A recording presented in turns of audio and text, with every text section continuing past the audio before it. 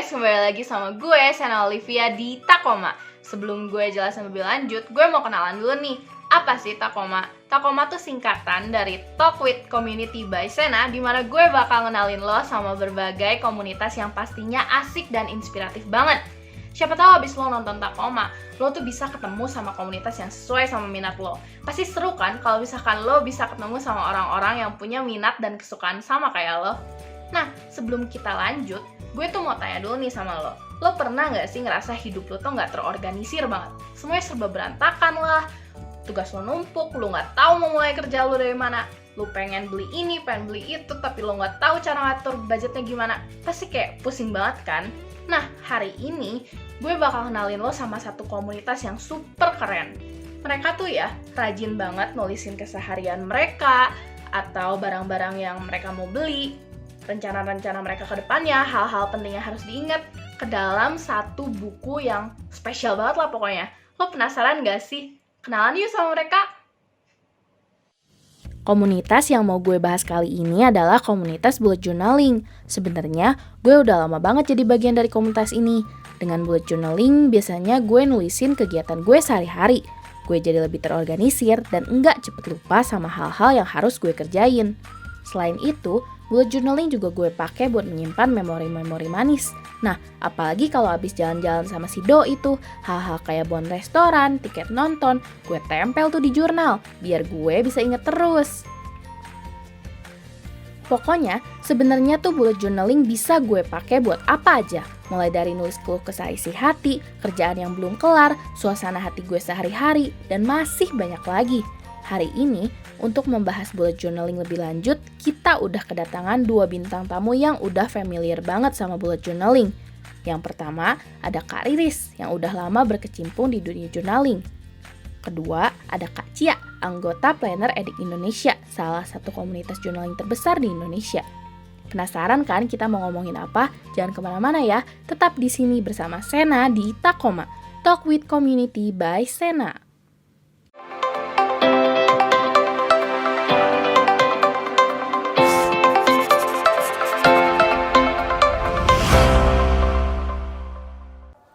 Halo guys, kembali lagi bersama gue, Sena Olivia di Takoma, Talk with Community by Sena. Nah, sebelumnya di segmen kali ini gue udah sama 2 narasumber kita nih.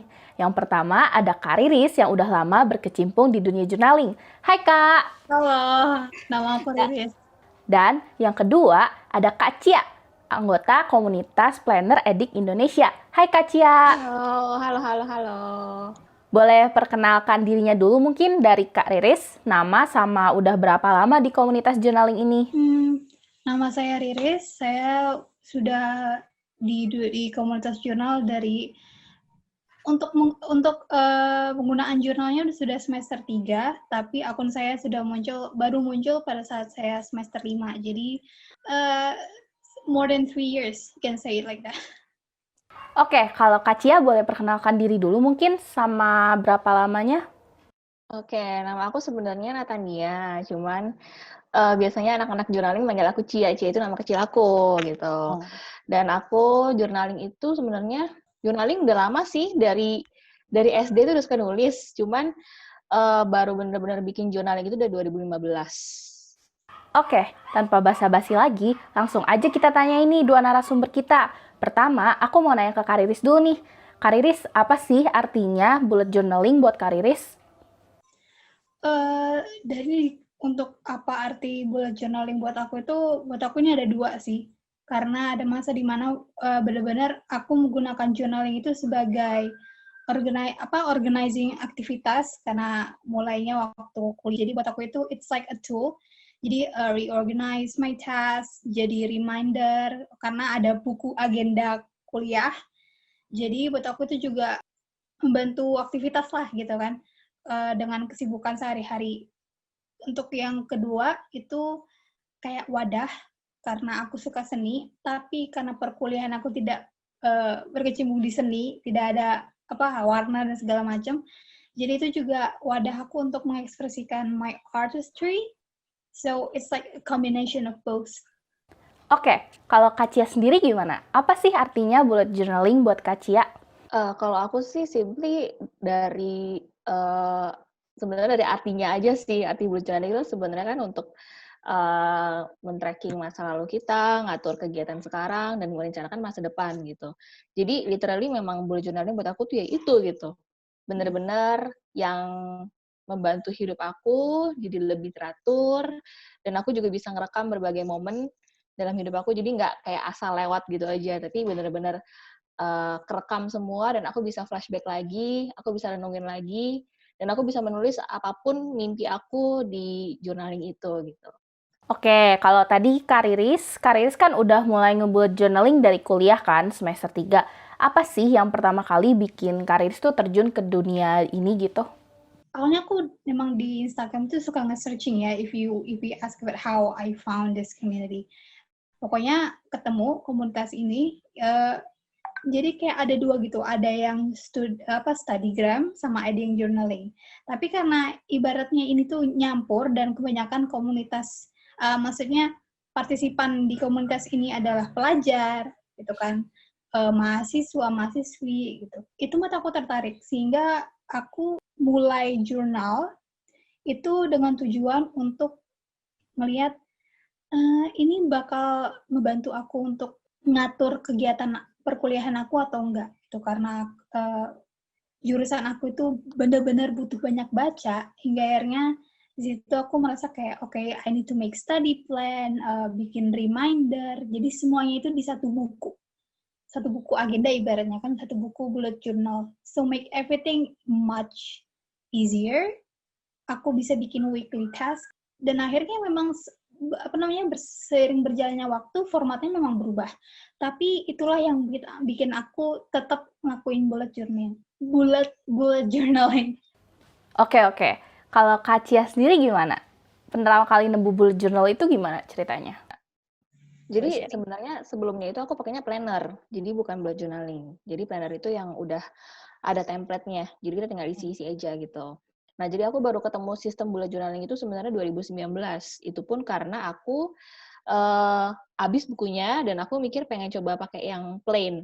Nah, terus habis itu aku coba browsing dan aku lihat, kok menarik ya? Karena kalau misalnya aku pakai yang planner itu terbatas di template-nya aja. Jadi misalnya kalau plannernya memang template-nya cuma weekly, ya udah dalam spread itu aku cuma bisa tulis weekly, to-do list yang aku mau kerjain gitu. Tapi kalau misalnya bullet journaling, aku bisa bebas. Aku bahkan bisa atur layout-nya, gede kecilnya, aku bisa tempel foto, aku bisa tracker. Misalnya aku mau bikin, kayak aku mau seminggu ini mau olahraga, mau nge-track gitu. Aku bisa bikin gitu loh di bullet journaling itu. Sedangkan kalau di planner kan space-nya nggak ada tuh. Nah, makanya. Jadi sejak aku menemukan bullet journaling itu, aku merasa, oh kayaknya ini lebih sesuai dengan kebutuhan aku gitu. Jadi makanya aku pindah ke bullet journaling kayak gitu. Dari jawaban kalian sebelumnya, aku bisa ambil kesimpulan nih kalau misalkan sistem bullet journal ini tuh sangat bermanfaat kan buat kalian. Nah, kalau misalkan menurut kalian hobi ini nih, bullet journaling, kita bisa nge-track hal ini itu yang kita mau lakuin. Ada manfaatnya nggak sih buat kalian jadi pengisi waktu di kala pandemi gini? Dari Kak Riris dulu deh. Karena dari aku kuliah sampai sekarang aja format aku berubah-ubah, jadi menurut aku sih nggak terlalu melihat ini sebagai hobi. Ada yang bisa melihat ini sebagai hobi gitu dengan formatnya masing-masing.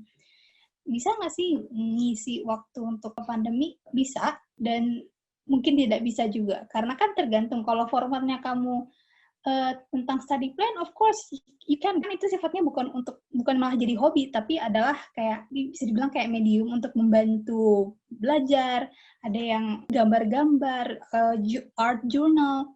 Ya tergantung dari definisinya mereka masing-masing. Kalau mereka melihat bahwa ini menjadi hobi, ya hobi. Tapi ada beberapa format jurnal yang aku rasa malah akan membebankan diri. Contohnya planner kedepannya yang misalnya nih, biasanya kita ngisi plannernya itu dengan banyak kegiatan nih, banyak kegiatan, terus kita share, terus kita ngelihat lagi kalau sekarang pandemi kita udah nggak terlalu banyak kegiatan, yang ada palingan kalau misalnya teman-teman yang masih sekolah gitu, mereka isi dengan hal yang mungkin lebih sekedar kayak study plan kayak gitu.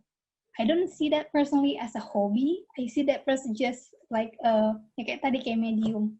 So itu bisa menjadi mengisi hobi, tapi sesuai dengan format, fungsi formatnya itu aja. Oke. Get it? Bisa. Terus kalau Kak Cia gimana nih? Bisa nggak sih ngisi sebagai pengisi pas lagi pandemi kayak gini? Kalau ini kalau aku benar-benar dari point of view aku ya, benar sih tadi kata Riris itu memang beda-beda sih setiap orang itu ngambilnya dari sudut pandang mana gitu. Tapi kalau buat aku bisa banget karena benar-benar literally kalau misalnya nggak ada journaling, aku bisa gila kayaknya di rumah. Jadi benar-benar tuh everyday kalau misalnya udah nggak ada kerjaan, aku tuh ya udah kerjaannya nulis gitu loh. Journaling, aku bikin weekly layout atau aku bikin collection. Jadi sebenarnya bullet journal itu kan nggak cuma tentang to-do list ya, tapi ada juga bagian namanya collection. Itu kita bisa explore, misalnya kita mau bikin tracker, atau kita mau bikin kayak things that make me happy, misalnya kayak gitu. Nah, kita bisa bikin spread itu. Jadi, itu benar-benar bisa ngisi waktu luang sekaligus membuat ya mental health kita juga jadi lebih oke sih, karena kayak tersalurkan apa yang ada dalam diri kita. Jadi nggak berasa pikiran kita tuh ya udah mendep aja, tapi kita bisa keluarkan gitu lah apapun di buku itu. Jadi benar-benar udah bikin jadi hobi, jadi temen juga, me time juga, dan pastinya bisa killing time banget sih buat pandemi ini. Oke. Nah, kalau kayak saya juga pribadi kan berkecimpung juga di dunia journaling yang di Instagram gitu. Kayak kita bisa lihat per akun ada ciri khasnya sendiri gitu. Kayak misalkan aku lihat Instagramnya Kariris, aku bisa tahu ciri khasnya ini. Kalau Kak Cia juga kemarin lihat ciri khasnya ini gitu. Boleh nggak sih ceritain dengan gaya bahasa kalian sendiri, ciri khas kalian, apa sih coba banggain gitu kayak sistem gaya kalian yang membuat bullet journaling ini milik kalian gitu. Dari Kak Cia dulu mungkin gantian. Oke. Kalau aku lebih ke colorful sih. Jadi semua warna kayaknya aku pernah explore, dan aku biasanya bikin tematik setiap bulan. Jadi misalnya kayak bulan Juli, kemarin itu aku pakai warna ungu. Jadi benar-benar semua brush pen aku, terus stiker, foto-foto juga color-nya agak-agak ungu-ungu gitu. Terus kalau misalnya Agustus biru, kalau bulan ini aku mencoba untuk memadupadankan tiga color. Jadi misalnya pink, coklat, merah, tapi masih ini kan masih nyambung gitu.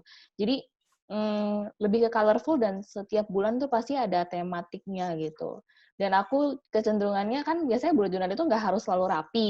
Cuman aku agak-agak OCD nih soal tulisan. Jadi pasti aku memastikan aku punya bullet journal tuh rapi gitu loh, enak dilihat dan gampang untuk dibaca kayak gitu sih. Dan layoutnya padat. Aku nggak suka layout aku tuh kayak masih ada space. Jadi aku selalu kalau lihat isinya tuh penuh, bener-bener padat gitu. Itu ciri khas aku sih. Aku relatable sih, maksudnya aku juga sebenarnya bisa dibilang sangat perfeksionis gitu. Kalau misalkan dulu aku baru awal-awal suka rasanya kayak ada salah dikit tuh, terus sobek, terus aku ulang dari awal. Tapi kayak menurutku, kalau aku menyampaikan opini dari diriku sendiri, bullet journaling juga bisa buat kamu nggak seperfeksionis itu. Learn to deal with the mistakes. Kalau misalkan Kariris gimana? Kayaknya dari dulu sampai sekarang tuh hampir semuanya udah pernah aku coba ya. Kalau ngomong ciri khas, jadi aku udah bilang sesuai mood aku aja. Kalau sekarang aku suka colorful, dan colorfulnya itu lebih ke ngejreng sebenarnya. Jadi kayak hijau neon sama pink, terus kuning atau oranye sama biru. Iya, kayaknya gitu sih. Dan semua yang aku update itu semuanya ya ibaratnya suka-suka hati gitu. Kalau aku mau bikin tema, aku bikin tema. Kalau aku nggak mau bikin tema, ya udah gitu. Karena buat aku juga, aku ngelihat akun aku itu sebagai tempat ekspresi aku aja, bukan cuma buat I upload so can people can see and follow me gitu, enggak. But I make it to make myself feel better.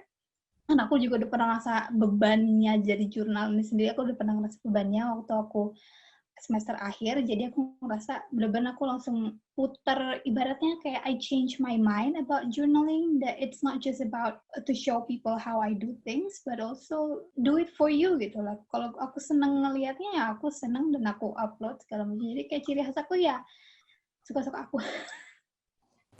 Oke, ada lagi nih. Pernah nggak sih ngerasa kayak journaling blog gitu? Kalau Karis kan mungkin dari apa yang aku tangkep kan lebih kayak untuk keseharian, untuk ngedata ini itu kerjaan. Terus kalau Kak Cia, aku tadi tangkepnya lebih ke ekspresi diri juga, kayak ngeluarin apa yang ada di pikiran, kayak gitu. Pernah nggak sih ngerasa kayak rasanya mau ngejurnal itu ada, pengen, tapi males gitu. Nggak ada inspirasi segala macem. Pernah nggak sih ngerasa kayak gitu? Coba Kak Riz. Yes, of course. A lot of times. Tapi emang kalau yang lebih cerita, paling parah adalah semester 7 waktu aku nulis skripsi.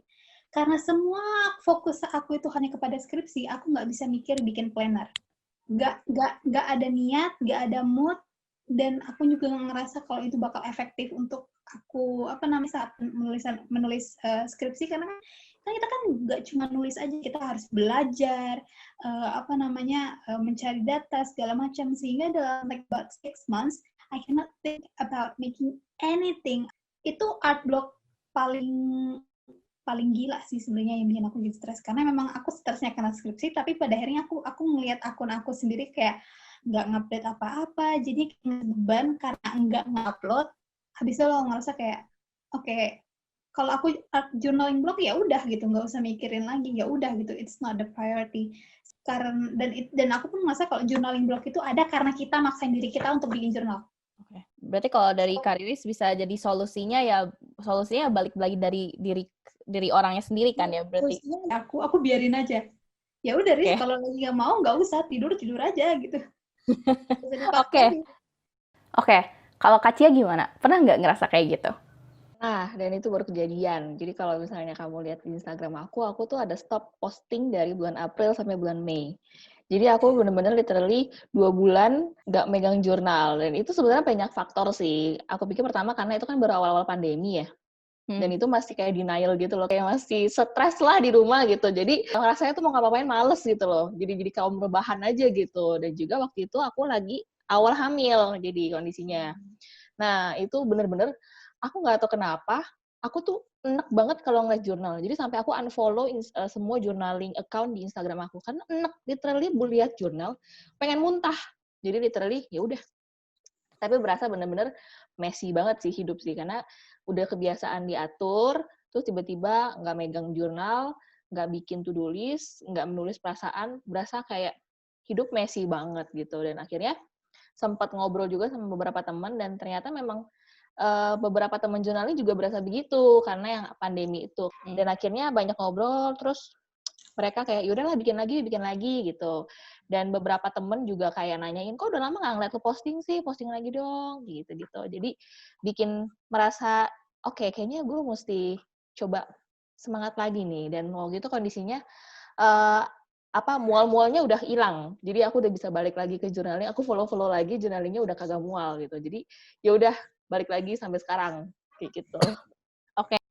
Kalau dari kesimpulan tadi aku tanya-tanya nih, kalau buat Kak Riris sendiri itu bullet journaling sebagai medium kebutuhan untuk memenuhi kerja dan hal-hal yang harus dilakukan. Terus, Kak Riris cenderung melakukan journaling untuk diri sendiri gitu kan, jadi nggak ada pressure untuk harus bikin jurnal demi ngepost gitu. Kalau misalkan Kak Cia lebih kayak untuk menuangkan isi hati, menuangkan ide-ide, terus kalau kemarin lagi sempet down, berkat support teman-temannya lagi, akhirnya bisa mulai kembali gitu. Nah, tadi kita udah banyak ngobrol-ngobrol banyak nih sama dua narasumber kita. Di segmen selanjutnya, kita bakal main bareng nih. Penasaran kan mau main game apa? Jangan kemana-mana, tetap di Takoma Talk with Community by Sena.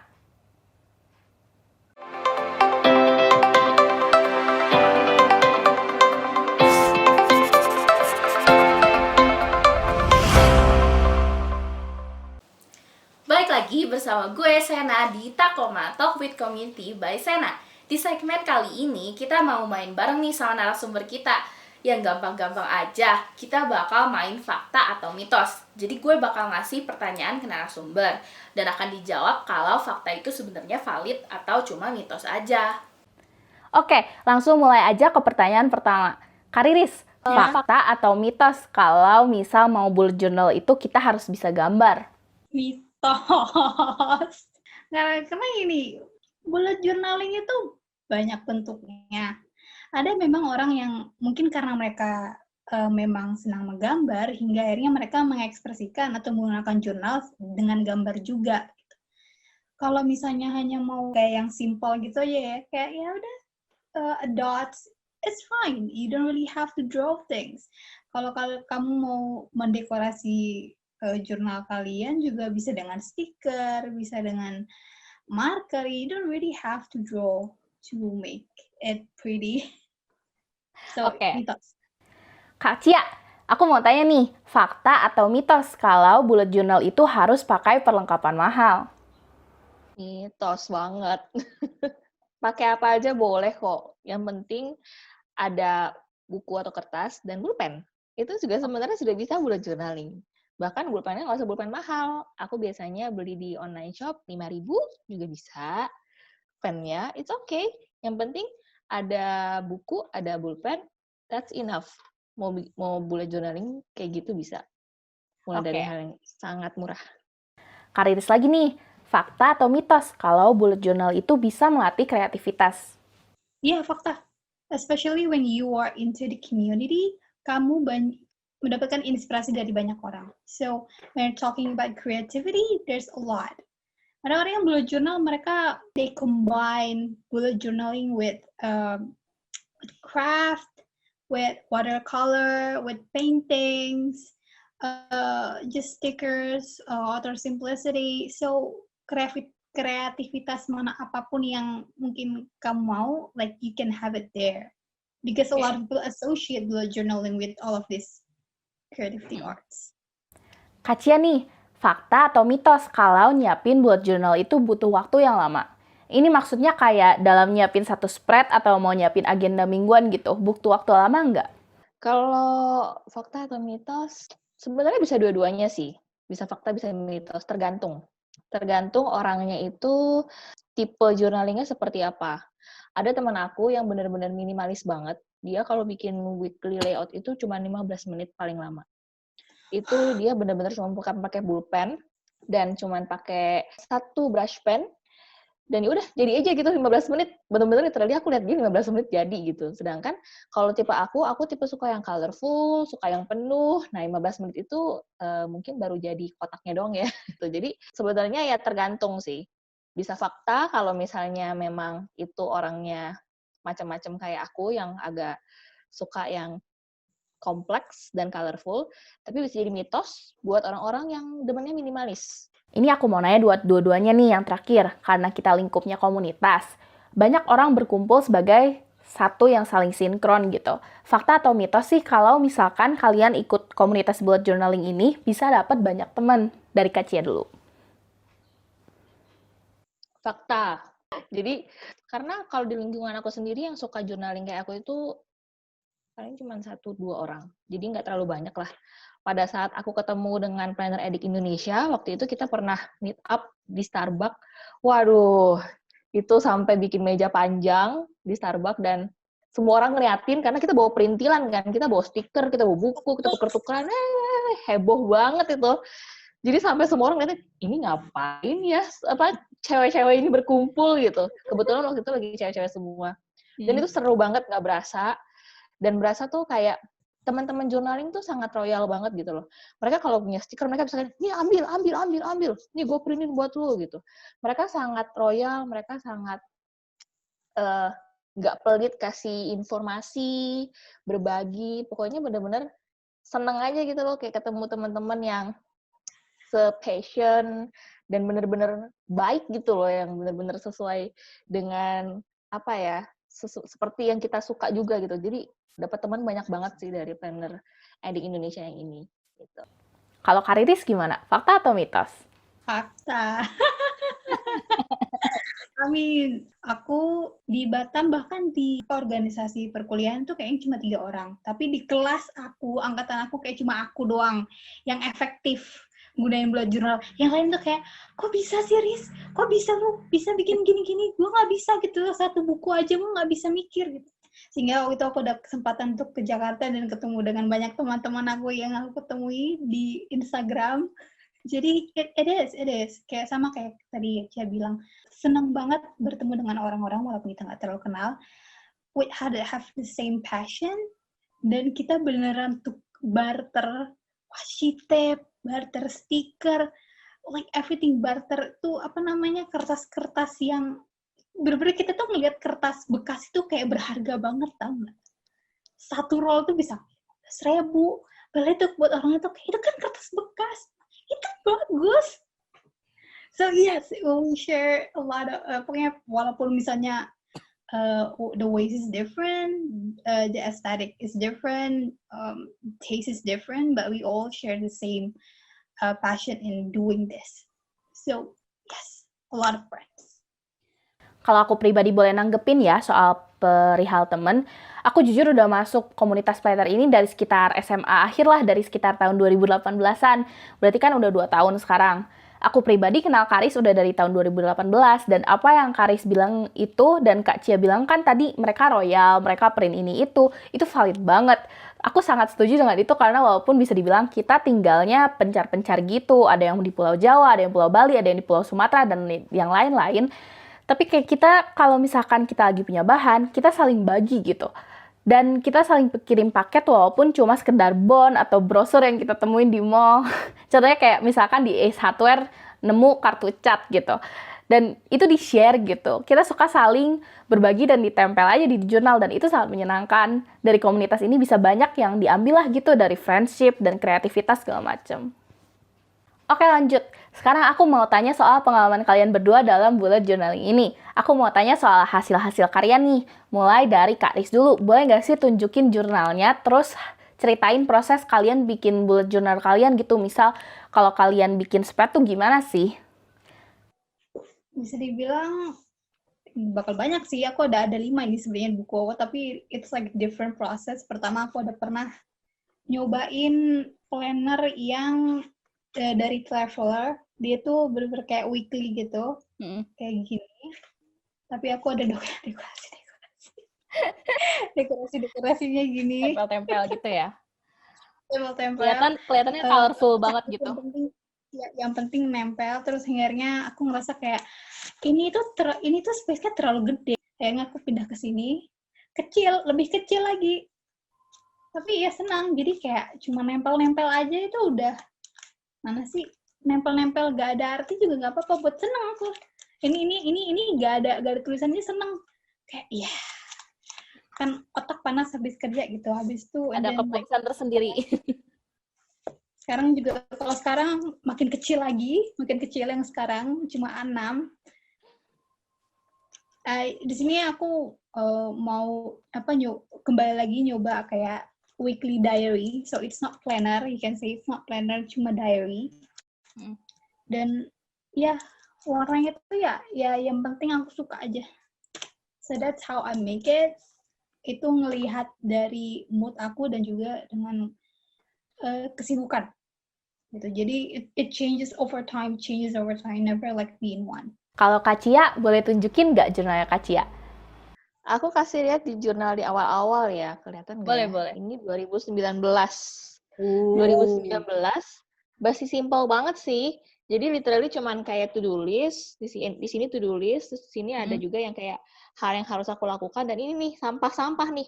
Ini ada bekas sumpit lah, bekas bioskop lah, tiket Starbucks lah, ya itulah kerjaan kita ngumpulin sampah ya. Iya benar. Yang bisa ditempel ya. Jadi masih nggak ketata banget sih. Ini 2019 kayak gini. Terus kalau di tahun ini aku lebih tertata lagi. Jadi ini contohnya yang minggu lalu ya. Jadi ini tuh aku biasanya bikin spread-nya tuh yang benar-benar khusus untuk kayak to-do list. Terus aku ada mood tracker di sini. Terus ada food tracker juga, karena kan aku lagi hamil. Jadi aku benar harus tracker. Aku minum susu, makan telur, itu aku harus tracker kayak gitu. Dan kalau misalnya, kalau tadi kan yang di 2019 itu kan aku kan jadi satu tuh spreadnya, pokoknya foto sama bon-bon lah segala macam. Nah kalau aku sekarang jadi bikinnya tuh terpisah. Misalnya kayak kemarin itu temanku bikinin aku baby shower, terus suamiku ulang tahun. Jadi aku bikin spread sendiri. Jadi ini temanku yang pas bikinin baby shower, ini yang pas aku suamiku ulang tahun, kita ke hotel, nginep. Nah, jadi aku bikin spread sendiri gitu. Untuk momen-momen tertentu. Kalau sekarang sih jadi lebih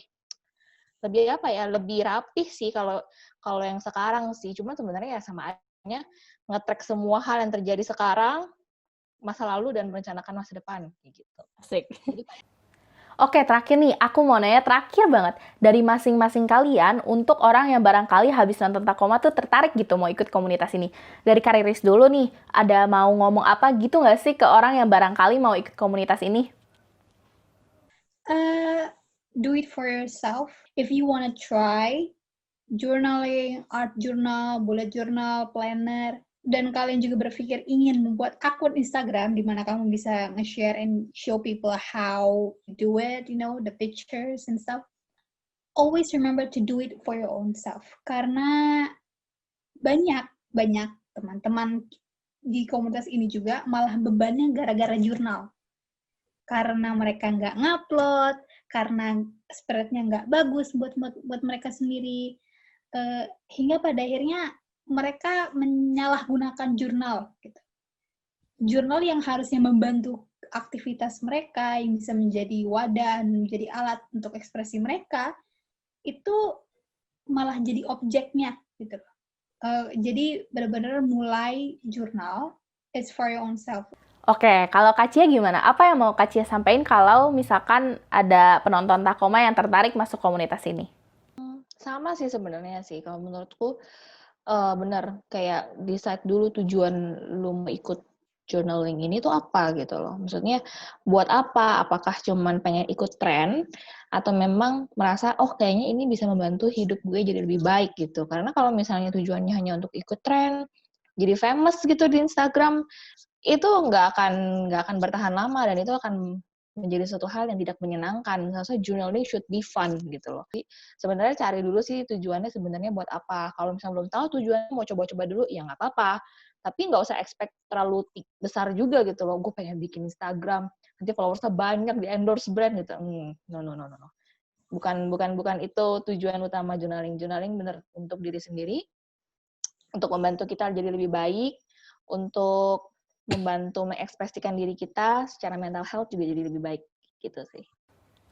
Oke, nah gak kerasa nih Takoma udah nemenin teman-teman hampir setengah jam. Emang ya kalau misalkan obrolan seru itu waktu kayak gak kerasa gitu, cepat banget berlalunya.